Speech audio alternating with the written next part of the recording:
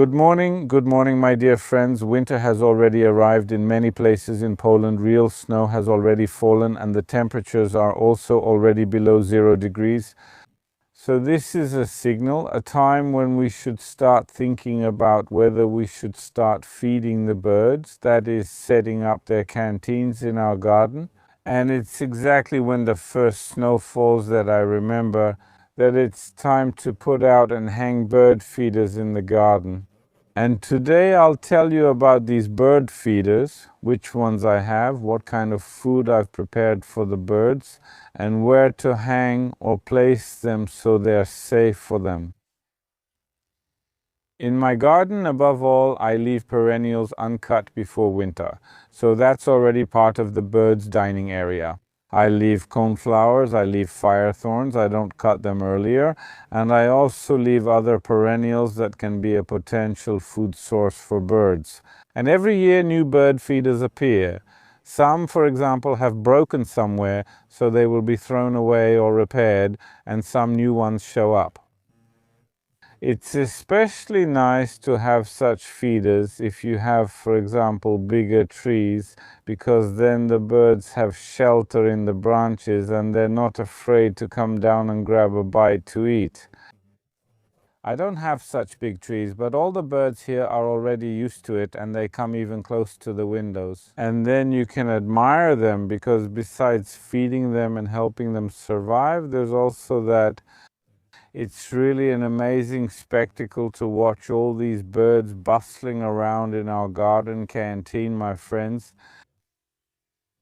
I've already taken out, well, not all the feeders, not all the devices, really just enough to put bird food in them. But I have some that are basic and different for different types of food, starting with those classic feeders.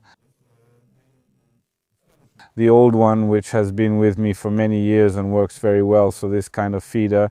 For slightly bigger birds, turtle doves come here, for example. Magpies sometimes come in here. Well, it's a bit small for magpies, but it's just right for those bigger birds.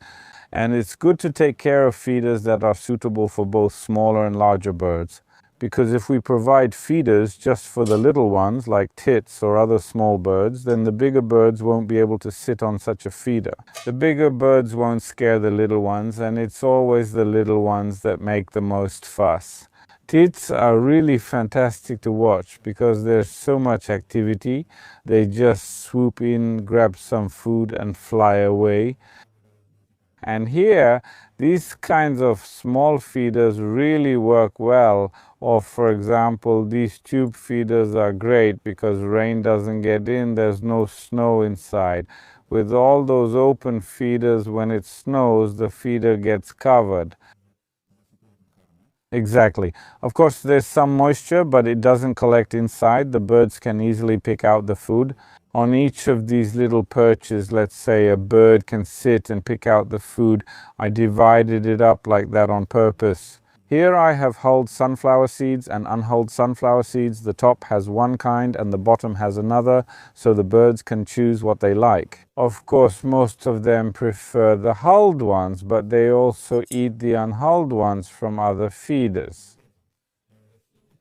So I have these new feeders, actually just one feeder like this, because I decided to buy one like that as well. For bigger birds, and there are different types, actually this year I'd like to get an even bigger one so that really large birds can fly through. These will be hung up, each one has a hook somewhere here, so they will be suspended. However, it's also good to make a feeder that is permanently mounted somewhere at a certain height in the ground. Other ways to feed birds include these baskets, for example.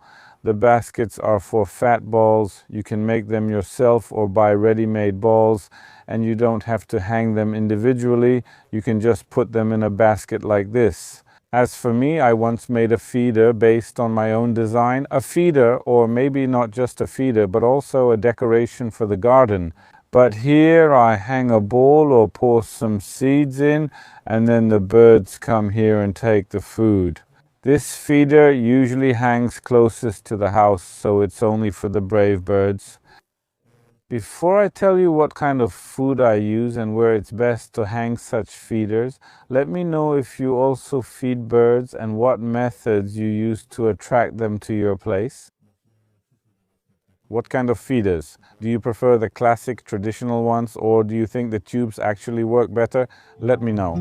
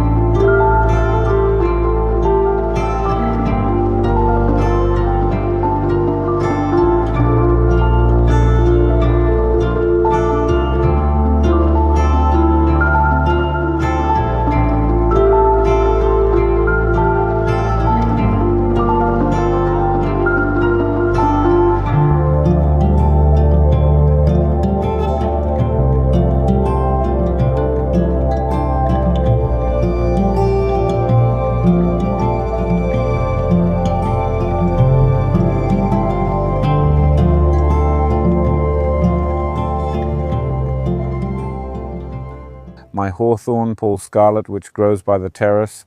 This is an excellent place to hang those feeders for smaller birds. Here, between these branches, they jump from one to another and move very quickly between the smallest feeders. This bush is also a great place to hang lights for the holidays, so it works perfectly here. And I can observe the birds very well from my living room and through these large windows in the house. Here I hung them in different places at different heights. You need to make sure that the feeder is a bit higher than 1 meter, because there are often some cats around here and the birds will be afraid to use such feeders. So 1.30 to 1.40 meters is the minimum height to hang it, and it's worth doing so at that height. You can also put feeders for those bigger birds in other places, because the bigger birds are a bit afraid to come so close to the house or fly here, so I'll go to another spot in a moment and put the big feeders there with different food. A little bit in places that are more hidden, so more secluded. The place that is loved by birds in my garden is the spot by the trellis with the climbing rose. They really spend a lot of time here. They feel safe, both the smaller and the larger birds. So here a new feeder will appear, one for the larger birds, and maybe later I'll hang a smaller tube with fat balls. I already have a hook prepared here so that the feeders don't fall off somewhere during strong winds. So it's worth making a solid loop and even bending the wire a bit by hand so it can't fall off. In this feeder, I'll put a variety of feed. I bought this feed as a ready-made product. Winter feed with insects. So here it's a kind of mash in granule form, both smaller and larger, which is also for bigger birds. And it's a mix with probably some small insects.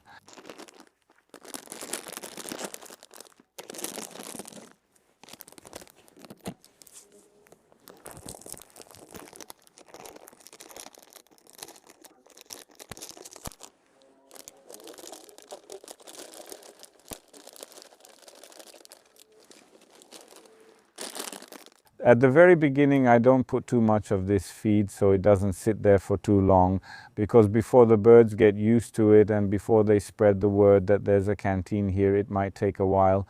That's why, so that the feed doesn't get too moist and stick to these boards, because then I'd have to clean it, I put out a bit less. But like I said, I'll give a variety. I also have a special mix for birds, which has all kinds of crushed grains.